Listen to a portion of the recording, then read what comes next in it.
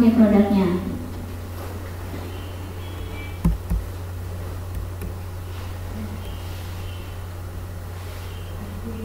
Kemudian yang selanjutnya adalah faktor-faktor situasional atau bisa kita sebut dengan situasi sosial. Ini contohnya ada Indomaret, ada Pertamina, ada 7-Eleven, ada McDonald. Kira-kira apa yang bisa kita lihat dari sini untuk faktor-faktor situasional?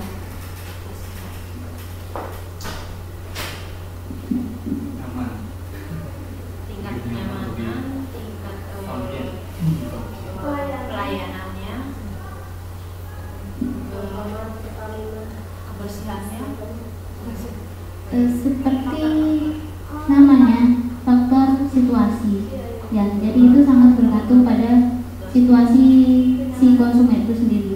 Misalnya ketika jalan-jalan di night market, ujuk-ujuk aduh aku lapar gitu kan, terus sementara yang kita tahu McDonald kan hampir di setiap night market selalu dekat dengan McDonald, berhubung di situ tempat makan yang mungkin bisa dibilang nyaman, kemudian mudah dijangkau juga adalah McDonald. Jadi kita langsung aja pergi ke McDonald, padahal sebelumnya kita juga nggak ada pikiran buat makan di sana kan, berhubung karena kita lapar dan posisinya menjangkau, jadi kita langsung aja ke situ.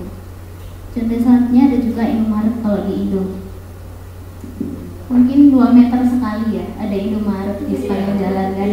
Nah itu kalau misalnya tiba-tiba di tengah jalan pengen berhenti, langsung aja minggir dapat Indomaret.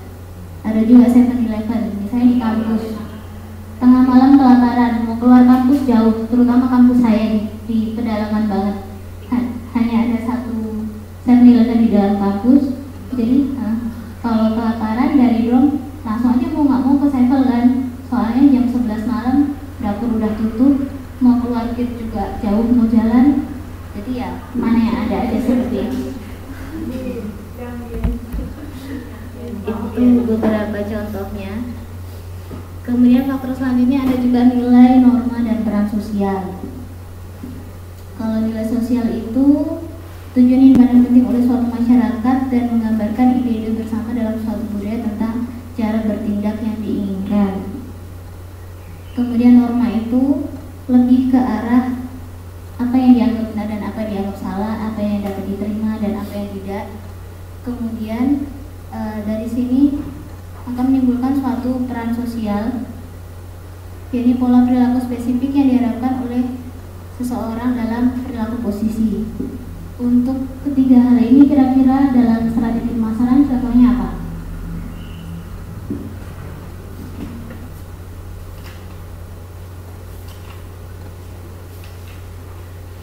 Yang terkait dengan norma, nilai, dan peran sosial.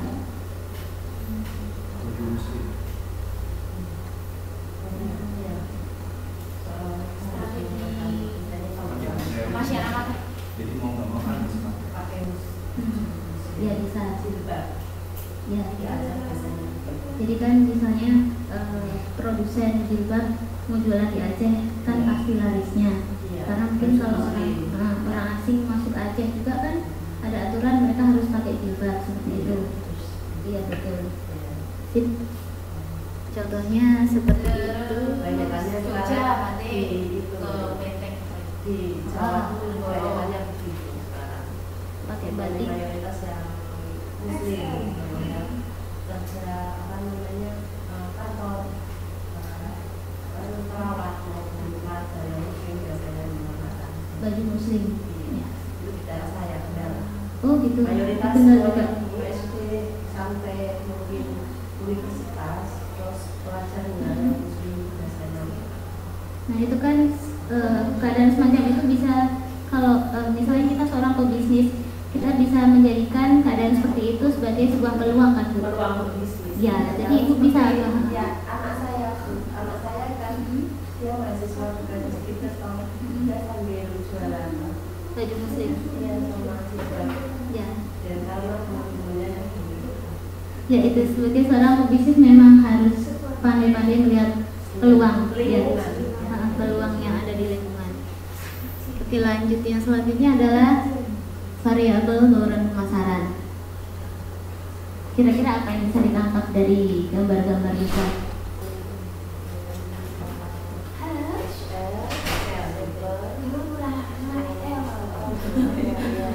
Promosi ya. Dari Coca-Cola punya. Masing-masing menawarkan produknya masing-masing. Di sini bisa kita bagi jadi 4T: produk, price, place, sampai satunya lagi promotion. Kalau untuk yang sebelah kanan atas itu produknya. Ini strategi produk yang dilakukan oleh sebuah perusahaan. Misalnya Fanta, perusahaannya memunculkan kemasan dengan kemasan kaleng. Dulunya kan Fanta cuma ada kemasan botol, nah kan. Kemudian kalau kaleng kan ini lebih praktis dan lebih gampang buat didapatkan. Nah itu salah satu strateginya. Kemudian sebelahnya lagi ada iklan XL, ada iklan A. Kemudian yang angka sendiri itu seperti Asia kalau nggak salah, atau Star One ya. Itu salah satu strategi promosi. Mereka menempel papan iklan besar di pinggir jalan. Kemudian selanjutnya ada 7-Eleven, bisa kita lihat sebagai strategi place.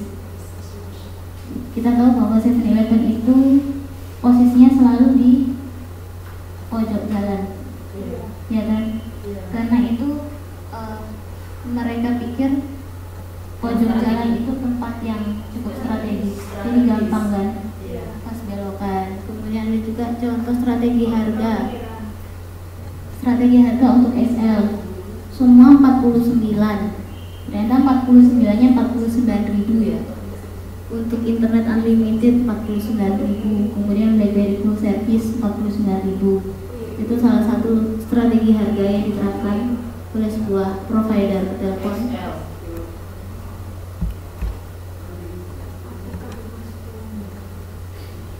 Kemudian selanjutnya adalah faktor persepsi. Persepsi ini suatu proses yang dilakukan oleh konsumen untuk memilih, mengorganisasikan, dan menginterpretasikan rangsangan-rangsangan untuk membuatnya bermakna. Ini terbentuk dari proses pembelajaran. Di situ ada gambar, satunya kamera Nikon. Nikon itu produk kita kenal sebagai produknya Jepang ya, meskipun saat ini sudah diproduksi di berbagai macam negara. Mungkin Cina juga produksi Nikon. Kemudian ada juga kemasan box yang ada tulisannya Made in China. Nah kalau yang namanya persepsi kan pada umumnya orang-orang berpersepsi bahwa produk buatan Jepang itu lebih bagus, bahkan jauh lebih bagus daripada buatan Cina. Seperti itu kalau dibandingkan. Jadi karena persepsi itu tadi, orang-orang akan lebih condong cenderung untuk membeli produk yang buatan Jepang, karena mungkin anggapannya adalah produk buatan Jepang itu lebih awet, seperti itu. Nah itu contohnya persepsi seperti itu. Di sini ada nilai versus biaya. Nilai itu merupakan manfaat yang kita peroleh dari produk yang kita beli, sedangkan biaya itu uang yang kita bayarkan, kita keluarkan untuk memperoleh manfaat dari produk yang kita beli tadi. Di sini akan sangat menguntungkan bagi konsumen apabila nilai itu bisa lebih besar daripada biaya. Artinya manfaat yang kita peroleh itu lebih besar daripada uang yang kita korbankan. Itu tadi kembali ke kepuasan konsumen. Kalau misalnya konsumen sudah merasa puas tanpa peduli berapa biaya yang dia keluarkan, dia akan tetap menganggap bahwa produk tersebut baik barang ataupun jasa itu harganya termasuk murah. Seperti itu. Hujan ya. Oh iya hujan. Ada air turun. Bawa payung nih. Oke, lanjut ke materi selanjutnya. Jangan terganggu oleh hujan, biarkanlah yang hujan dulu. Oke, lanjut ya. Faktor selanjutnya adalah pembelajaran. Di sini perubahan yang terjadi dalam perilaku seseorang diakibatkan oleh pengalaman pribadinya. Ada contohnya. Kemudian aplikasi dalam strategi pemasaran itu contohnya adalah pemberian sampel produk secara cuma-cuma dan juga penjualan barang dengan hadiah. Kira-kira bagaimana itu aplikasinya ke pembelajaran?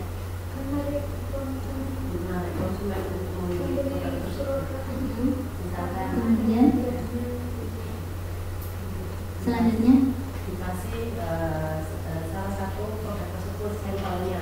Maksudnya contoh ini biasanya kan di mana itu di stasiun-stasiun atau pusat perbelanjaan lah ya, orang menjual produk susu apa namanya susu kedelai, orang biasanya disuruh minum dulu gelas kecil itu agar bisa yang meminum itu untuk membelinya.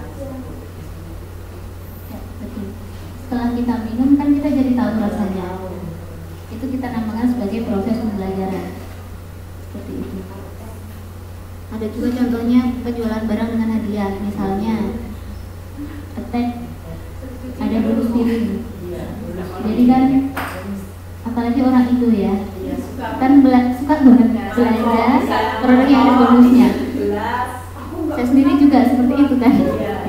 Misal sekali beli tag dapat piring, nanti kedua kali mau beli deterjen, oh tag kasih bonus lagi, tag lagi, sampai berkali-kali kan. Akhirnya maksud yang disampaikan oleh produsennya adalah bahwa attack isi di sini dimaksudkan sebagai bahwa attack itu gampang menghilangkan noda. Nah, kalau mungkin dia tidak memberikan hadiah, kan juga mungkin konsumen tidak tertarik untuk membeli.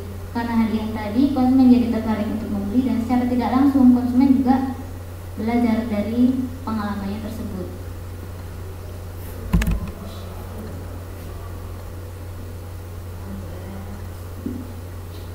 Kenapa Mbak? Enak buat tidur nih hujan-hujan. Oke, yang selanjutnya adalah sikap dan keyakinan. Bisa dibaca sendiri di slide-nya. Oke, langsung ke sikap ini lebih tahan lama dan kompleks daripada keyakinan. Kemudian ada strategi untuk menghadapi sikap konsumen yang negatif. Beberapa di antaranya adalah mengubah keyakinan tentang atribut merek, kemudian mengubah kepentingan relatif dari keyakinan tersebut. Yang selanjutnya adalah menambahkan keyakinan baru. Bisa dicontohkan untuk yang strategi menghadapi sikap konsumen itu. Jadi misalnya sikap konsumen terhadap suatu produk itu negatif, misalnya jamu pahit. Kalau misalnya produsennya adalah anak kecil, konsumennya adalah anak kecil. Kalau anak kecil dikasih jamu pahit kan kebanyakan nggak mau. Nah seperti itu kan, berarti kan dia sudah menolak. Nah itu bisa kita bilang sikapnya negatif seperti itu. Kemudian strategi seorang pemasar dalam memasarkan produknya kira-kira apa? Iya. Kalau madu saya manis, jadi kami suka lebih dikasih itu biasanya ada gula merahnya itu. Kasih permen. Bisa dikasih permen, mungkin beli jamu bonus permen gitu ya. Jamu biasanya ada yang dikit atau pemanisnya itu gula merah itu Nah, bisa juga disertakan dalam ramuannya. Jadi jamu ini diminum dengan madu gitu kan. Jadi kan nanti rasanya bisa manis. Kalau minum jamu pahit biasanya kan itu yang dalam jamu minum kasih kita di mana gelas kecil itu. Gelas kecil ya. Gula merah itu. Bisa juga. Iya.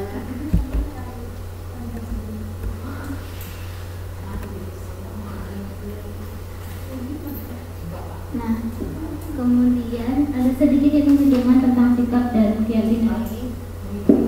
Sikap ini merupakan salah satu aspek yang mudah untuk meramalkan perilaku konsumen, yakni melalui penentuan indeks sikap. Nah, penentuannya ini bisa kita lakukan melalui ada survei, wawancara, serta kuesioner. Ini di sini ada contoh di halaman 4.20. Nah, ini contohnya bisa dilakukan lewat kuesioner. Bisa dilihat di modulnya halaman 4.20. Di situ ada bobot, kemudian ada juga nilai,